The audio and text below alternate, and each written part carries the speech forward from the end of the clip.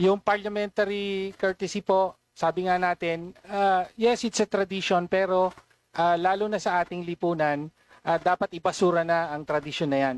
No? Bakit po? No? Dahil una,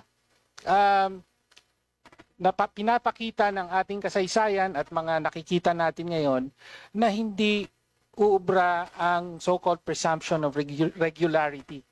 No? Kaya kailangan po ang norm dapat ay palaging magpapaliwanag at handang magpaliwanag ang mga opisyal, ang sino mang opisyal ng gobyerno na pinagkakatiwalaan ng pondo ng taong bayan, no? At pangalawang punto ay tanong ko, Mr. Chair. Sabi kanina ng chair, pupunta raw dito mismo ang vice presidente.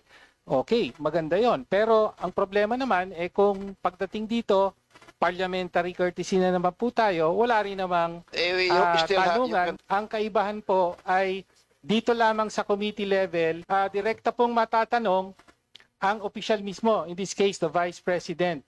Alam naman natin lahat sa plenaryo, ang natatanong doon at sinasagot ay kapwa kongresista na natin. No, kaya iba po talaga rito. Kaya po, if this committee will still extend parliamentary courtesy to the Vice President, ako po ay naglalabas na ng hamon sa Vice Presidente mismo.